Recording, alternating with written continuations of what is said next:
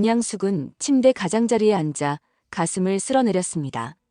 64살의 나이에 이런 감정을 느끼게 될 줄은 꿈에도 몰랐죠. 심장이 뛰고 다리에 힘이 풀리는 이 느낌이 이렇게 생생할 줄이야.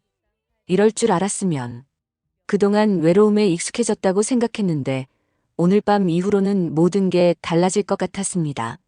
방 안은 고요했지만 향숙의 마음은 여전히 소란스러웠어요.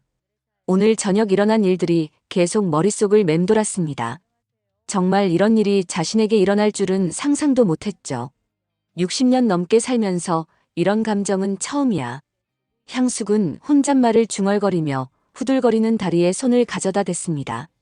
아직도 두근거리는 심장을 느끼며 오늘 하루를 되돌아봤어요. 아니, 정확히는 지난 몇 달간의 일들을 차근차근 되짚어봤습니다. 모든 것은 그 사람이 자신의 일상 속으로 들어오면서 시작됐어요. 문양숙의 하루는 언제나 새벽 4시에 시작됩니다. 남편이 세상을 떠난 후 혼자서 반찬 가게를 꾸려나가려면 누구보다 일찍 일어나야 했어요. 오늘도 김치 담글 배추부터 준비해야지. 향숙은 앞치마를 두르고 주방으로 향했습니다.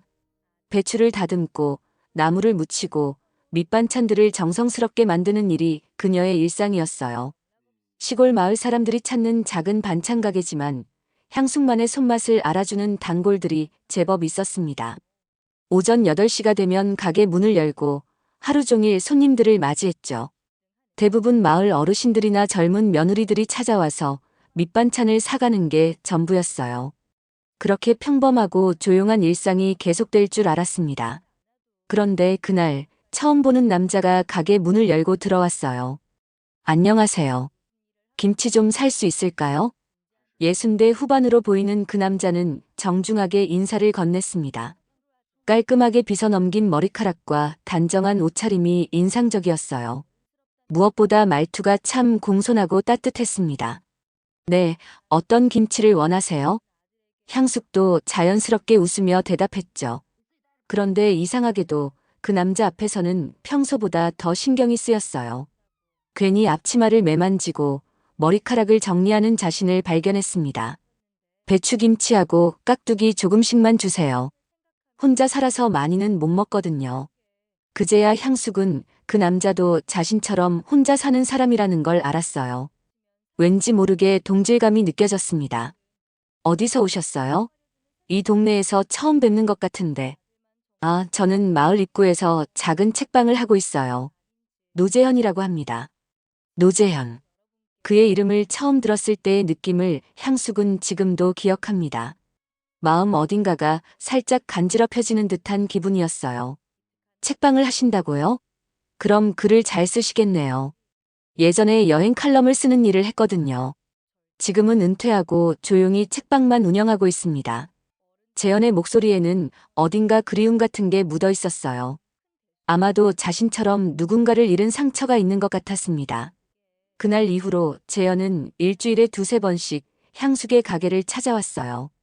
처음엔 정말 반찬을 사러 오는 것 같았지만 점점 대화를 나누는 시간이 길어졌습니다. 오늘 날씨가 참 좋네요. 이런 날엔 어디 멀리 여행을 가고 싶어져요. 여행요? 저는 이 동네 밖으로 나가본 지가 언제인지 모르겠어요. 그럼 언젠가 가까운 곳이라도 함께 가보면 어떨까요? 재현의 제안에 향숙은 얼굴이 빨갛게 달아올랐습니다. 이 나이에 얼굴이 붉어질 줄이야. 잠시 부끄러웠습니다. 어느 날은 재현이 작은 시집 한 권을 선물로 가져왔어요. 이 시집의 시들이 참 좋더라고요. 시간 날 때 한번 읽어보세요. 그날 밤 향숙은 시집을 읽으며 잠 못 이루는 밤을 보냈습니다. 시 한 구절 한 구절이 마음에 와닿았고 재현이 자신을 생각해서 선물해준 마음이 고마웠어요. 마을은 좁았고 소문은 빨리 퍼졌습니다. 반찬 가게 향숙이한테 자주 들르는 남자가 있다더라. 책방하는 그 사람 말이야? 깔끔하게 생겼던데. 마을 어르신들의 수군거림이 향숙의 귀에까지 들려왔어요. 부끄러우면서도 왠지 모르게 기분이 좋았습니다. 그렇게 재현과의 만남이 향숙의 일상에 자리 잡기 시작할 무렵 갑작스럽게 둘째 딸 지윤이 서울에서 내려왔습니다. 평소라면 미리 연락을 하고 오는 지윤인데 이번엔 예고 없이 나타났어요. 엄마 계세요? 가게 문을 열고 들어서는 지윤의 목소리에는 어딘가 날이 서 있었습니다. 향숙은 깜짝 놀라며 딸을 맞았어요. 어머, 지윤아. 왜 미리 연락 안 하고 왔어? 깜짝 놀랐잖아. 엄마, 얘기 좀 해야겠어요. 지윤의 표정이 심상치 않았습니다. 평소 차분하고 이성적인 성격의 지윤이 이렇게 감정을 드러내는 경우는 드물었어요. 향숙은 뭔가 잘못됐다는 걸 직감했습니다. 무슨 일인데 그래?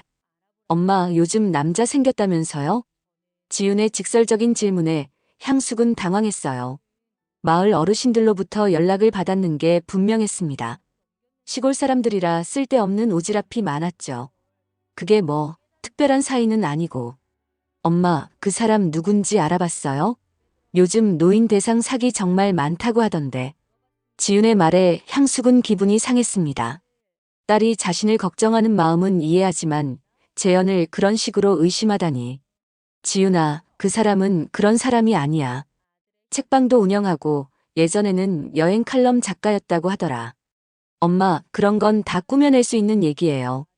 혼자 사시는 분들 노리는 사람들이 얼마나 교활한데요.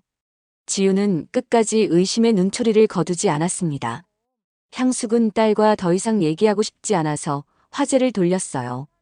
그만하자, 지윤아. 피곤할 텐데 좀 쉬어. 하지만 지윤의 경고는 향숙의 마음 한구석에 의문의 씨앗을 심어 놓았습니다. 정말 재현에 대해 아는 게 너무 적은 건 아닐까? 그동안 너무 순진하게 믿었던 건 아닐까? 다음 날 오후 향숙은 가게 정리를 하다가 계산대 위에 놓인 작은 종이 쪽지를 발견했습니다. 언제 누가 놓고 간 건지 모르겠지만 접힌 종이를 펼쳐보는 순간 향숙의 얼굴이 하얗게 변했어요. 그 사람 믿지 마세요. 알고 보면 무서운 사람입니다. 향숙의 손이 떨렸습니다.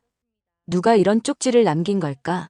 재현에 대해 뭘 알기에 이런 경고를 하는 걸까? 그날 밤 향숙은 잠을 이루지 못했어요. 지윤의 경고와 익명의 쪽지가 머릿속을 떠나지 않았습니다. 혹시 정말로 재현이 자신을 속이고 있는 건 아닐까?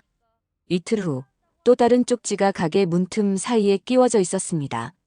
왜 혼자 살던 남자가 갑자기 당신 가게만 맴돌까요? 뭔가 목적이 있는 거 아닐까요? 향숙은 점점 무서워졌어요. 누군가 자신을 지켜보고 있다는 생각에 오싹해졌습니다. 그리고 그 누군가는 재현에 대해 자신이 모르는 뭔가를 알고 있는 것 같았어요. 사흘째 되는 날에도 쪽지가 왔습니다. 조심하세요. 그 사람 과거를 알면 깜짝 놀랄 거예요. 향숙은 더 이상 견딜 수 없었습니다. 재현에 대한 의심이 커져가면서 그동안 느꼈던 설렘과 행복감이 두려움으로 바뀌었어요. 그날 저녁 재현이 평소처럼 가게를 찾아왔을 때 향숙은 냉랭하게 대했습니다. 안녕하세요, 향숙 씨. 오늘은 어떤 반찬이 맛있을까요? 죄송한데요, 오늘 손님들이 많아서 반찬이 다 떨어졌어요. 오늘은 일찍 문 닫으려고요. 재현의 얼굴에 당황스러운 표정이 스쳤습니다. 평소와 다른 향숙의 태도를 알아챈 거죠. 혹시 제가 실수한 게 있나요? 아니요, 그런 게 아니라. 정말 바빠서요. 향숙은 재현의 눈을 제대로 바라보지 못했어요. 마음 한편으로는 미안했지만 지윤의 경고와 익명의 쪽지들이 자꾸 떠올랐습니다. 재현은 한참을 망설이다가 조용히 가게를 나갔어요. 그의 뒷모습을 바라보는 향숙의 마음은 복잡했습니다. 정말 딸과 익명의 경고가 맞는 걸까? 아니면 자신이 너무 의심이 많아진 걸까? 그날 이후로 향숙은 재현과 거리를 두기 시작했습니다. 며칠 뒤 재현이 다시 가게를 찾아왔을 때도 마찬가지였어요. 안녕하세요, 향숙 씨. 재현의 인사에 향숙은 짧게 고개만 끄덕였습니다. 평소처럼 따뜻한 미소를 짓지도 않았고 대화를 이어가려고 하지도 않았어요. 김치 좀 주세요. 네. 향숙은 기계적으로 김치를 포장해 주었습니다. 재현이 뭔가 말을 하려는 듯 입을 열었지만 향숙은 먼저 돌아서서 다른 일을 하는 척했어요. 재현은 한참을 서 있다가 결국 돈을 계산대에 놓고 조용히 가게를 나갔습니다. 향숙은 그의 발걸음 소리가 멀어질 때까지 등을 돌리고 서 있었어요. 마음 한편으로는 재현이 그리웠습니다. 그와 나누었던 따뜻한 대화들, 책 이야기, 여행 얘기들이 자꾸 생각났어요. 하지만 딸의 경고와 계속 도착하는 익명의 쪽지들 때문에 마음의 문을 열 수가 없었습니다. 엄마, 미안해요. 하지만 나중에 후회하는 것보다 지금 조심하는 게 나아요. 지우는 향숙의 변화를 눈치채고 안도하는 표정을 지었습니다. 하지만 향숙의 마음은 편하지 않았어요. 며칠이 지나면서 향숙은 점점 더 예민해졌습니다. 누군가 자신을 지켜보고 있다는 느낌이 계속 들었거든요. 특히 가게 맞은편 공터 쪽에서 시선을 느낄 때가 많았어요. 어느 날 오후 향숙은 가게 앞을 쓸다가 고개를 들었습니다. 그때 맞은편에서 자신을 노려보는 듯한 시선과 마주쳤어요. 70대로 보이는 중년 여성이 공터 벤치에 앉아 자신을 바라보고 있었습니다. 향숙은 그 여성이 누군지 금세 알아차렸어요. 마을 약국 옆 작은 집에 사는 이정분 여사였습니다. 평소에도 마을 일에 관심이 많고 이런저런 소문에 밝은 분이었죠. 혹시 저분이 쪽지를 보낸 건 아닐까? 향숙의 마음속에 의구심이 들었습니다. 하지만 확실하지 않으니 그냥 넘어갈 수밖에 없었습니다. 다음 날 향숙은 장을 보러 나갔다가 우연히 재현의 책방 앞을 지나게 되었습니다. 평소라면 피해서 다른 길로 갔겠지만 그날은 왜인지 발걸음이 그쪽으로 향했어요. 책방 앞에 다가가자 안에서 목소리가 들려왔습니다. 재현의 목소리와 함께 여자의 목소리도 섞여 있었어요. 재현 씨, 제발 한 번만 더 기회를 주세요. 정분 씨, 이미 여러 번 말씀드렸잖아요. 저는 그런 마음이 없다고요. 그럼 그 반찬가게 여자는 뭐예요? 왜 그 사람한테만 그렇게 친절하게 구는 거예요? 향숙은 깜짝 놀랐습니다. 이정분 여사와 재현이 감정적으로 말다툼을 하고 있었던 거예요. 그분은 그냥 좋은 분이에요. 정분 씨와는 다른 문제입니다. 좋은 분이라고요? 재현 씨도 참 순진하네요. 그 여자가 뭘 노리는지 모르면서. 향숙은 더 이상 듣고 있을 수 없어서 그 자리를 떠났습니다. 마음이 복잡했어요. 이정분 여사가 재현을 좋아하고 있었다는 것, 그리고 자신에 대해 좋지 않게 생각하고 있다는 걸 알게 되었거든요. 그럼 그 쪽지들, 정말 정분 여사가 보낸 걸까? 향숙은 점점 확신이 들었습니다. 하지만 동시에 더 큰 혼란에 빠졌어요. 재현이 정분 여사의 마음을 거절하고 자신을 좋게 생각한다고 했지만 정말 믿어도 되는 걸까? 그날 밤 향숙은 잠들기 전까지 계속 생각했습니다. 재현의 진심은 무엇일까? 정분 여사는 왜 자신을 그렇게 적대시하는 걸까? 마음 한편으로는 재현이 그리웠어요. 그와 함께 나누었던 따뜻한 시간들이 자꾸 떠올랐습니다. 하지만 또 다른 한편으로는 두려웠어요. 혹시 모든 게 착각이었던 건 아닐까? 자신이 너무 성급하게 마음을 열었던 건 아닐까? 며칠째 재현이 가게에 오지 않자 향숙은 더욱 초조해졌습니다. 그를 밀어낸 건 자신인데 정작 그가 오지 않으니 서운하고 그리웠어요. 내가 뭘 하고 있는 거지? 향숙은 자신의 마음도 제대로 정리하지 못한 채 혼란스러운 나날을 보내고 있었습니다. 일주일이 지나도록 재현이 가게에 나타나지 않자 향숙은 견딜 수 없었습니다. 매일 아침 가게 문을 열 때마다 혹시 재현이 올까 기대했지만 그는 나타나지 않았어요. 지우는 며칠 더 머물다가 서울로 올라갔고 향숙은 다시 혼자가 되었습니다. 그제야 재현이 없는 일상이 얼마나 허전한지 깨달았어요. 이러면 안 되는데. 향숙은 혼잣말을 중얼거리며 가게 앞을 쓸었습니다. 그때 멀리서 재현이 걸어오는 모습이 보였어요. 향숙의 심장이 뛰기 시작했습니다. 재현은 평소와 달리 조심스럽게 가게 앞에 서더니 한참을 망설이는 듯 했어요. 향숙도 어떻게 인사해야 할지 몰라서 어색하게 서 있었습니다. 안녕하세요, 향숙 씨. 아, 네, 안녕하세요. 둘 사이에 어색한 침묵이 흘렀습니다. 재현이 먼저 입을 열었어요. 제가 정말 실수한 게 없나요? 요즘 저를 피하시는 것 같아서요. 향숙은 재현의 진심 어린 목소리를 듣고 마음이 흔들렸습니다. 그동안 품고 있던 의심과 두려움이 한순간에 무너져 내렸어요. 재현 씨, 정분 여사님이랑은 어떤 사이세요?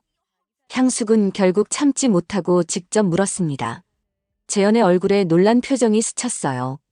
정분 여사님이요? 왜 갑자기 그런 걸 물어보시는지. 그냥 궁금해서요. 재현은 잠시 고민하더니 고개를 숙이고 조심스럽게 말했습니다.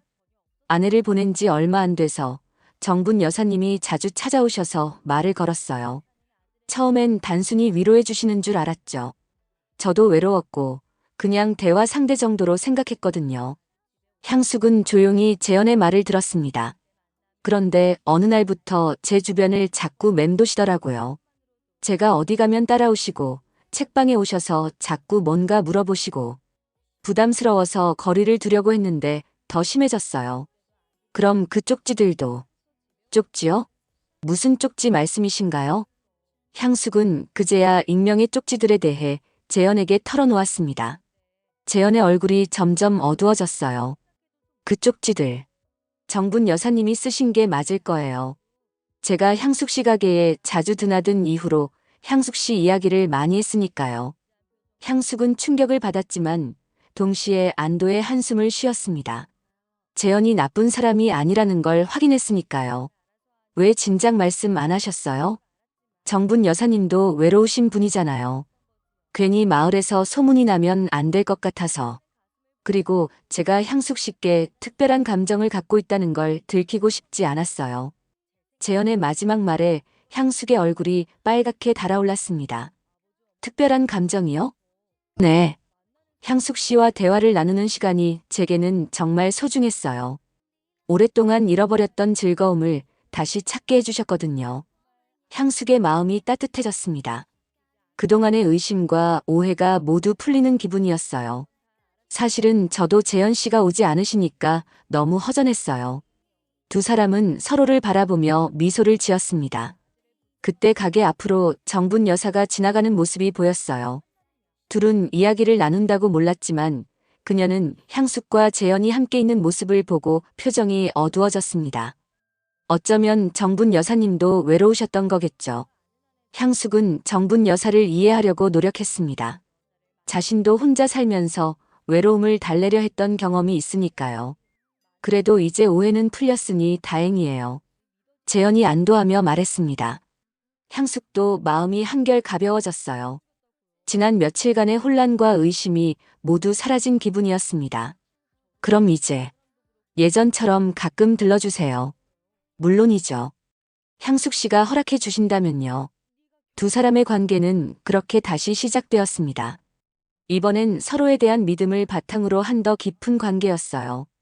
오해가 풀린 다음 날 아침, 향숙은 평소보다 일찍 가게 문을 열었습니다. 혹시 재현이 일찍 올까 싶어서였어요.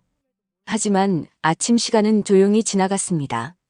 오전 10시쯤 가게 앞에서 누군가 서성이는 기척이 들렸어요.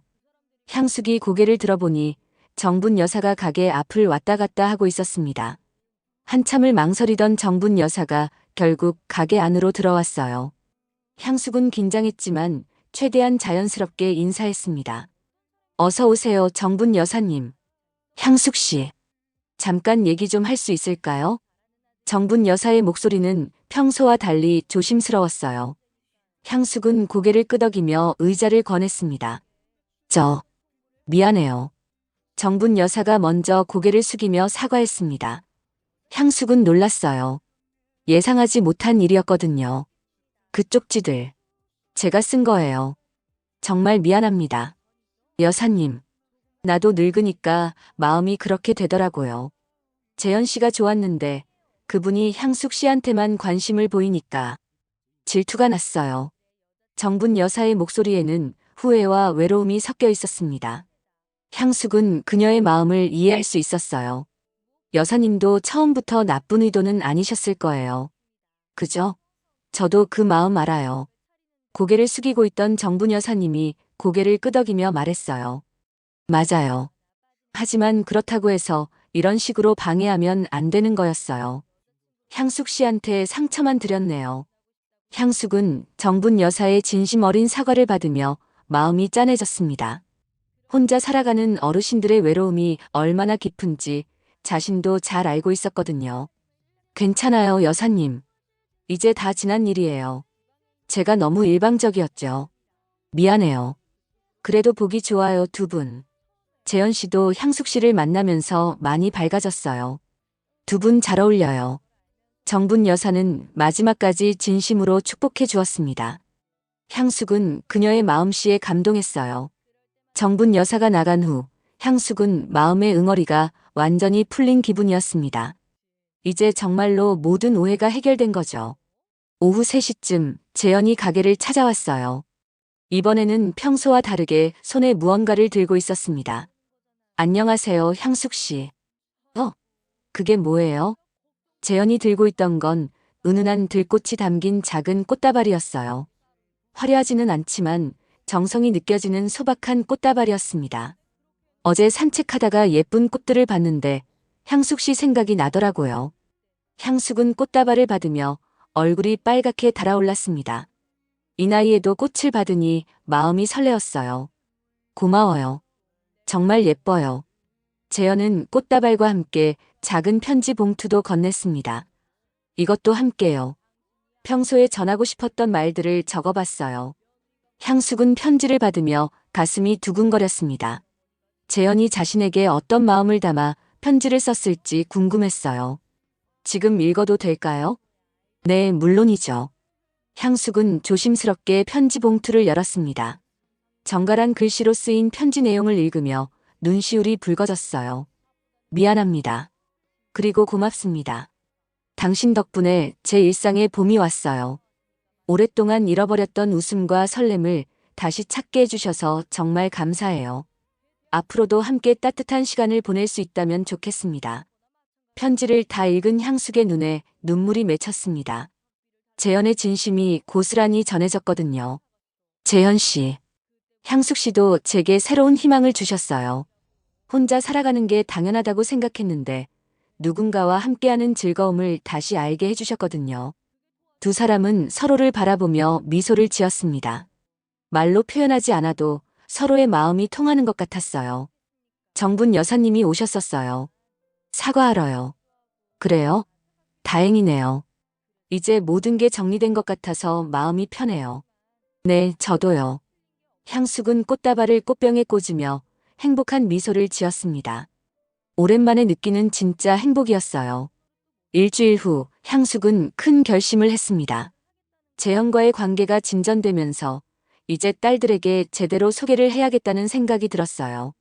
특히 지윤이는 재현을 의심하며 돌아갔기 때문에 오해를 풀어야 했습니다. 향숙은 떨리는 마음으로 지윤에게 전화를 걸었어요. 지윤아, 엄마야. 네, 엄마. 무슨 일이세요? 저번에 내가 걱정했던 그분 있잖아. 한번 만나보지 않을래? 전화기 너머로 지윤의 한숨 소리가 들렸습니다. 엄마, 아직도 그분이랑 만나고 계세요? 응. 지윤아, 엄마 얘기 좀 들어봐. 그분은 정말 좋은 사람이야. 내가 걱정하는 그런 사람이 아니라고. 지윤은 한참을 고민하더니 마지못해 답했어요. 알겠어요. 이번 주말에 내려갈게요. 대신 언니도 오라고 할게요.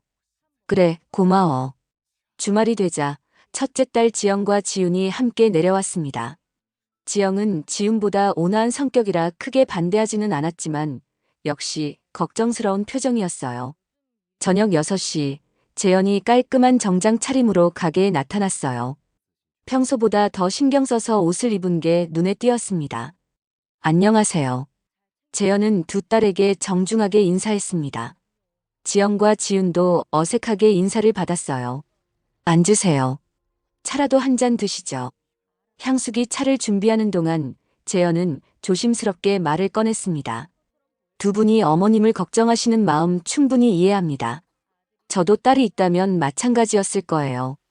지윤이 날카롭게 물었습니다. 어떤 일을 하시는지, 가족은 어떻게 되시는지 궁금해요. 예전에는 여행 칼럼을 쓰는 일을 했고, 지금은 은퇴해서 작은 책방을 운영하고 있습니다. 아내는 3년 전에 세상을 떠났고, 자녀는 없어요. 재현은 솔직하게 자신의 상황을 설명했습니다. 지영이 좀 더 부드럽게 물었어요. 엄마를 어떻게 생각하세요? 재현은 잠시 향숙을 바라보더니 진심을 담아 대답했습니다. 어머님은 제게 새로운 희망을 주신 분이에요. 혼자 살면서 잃어버렸던 즐거움과 따뜻함을 다시 느끼게 해주셨거든요.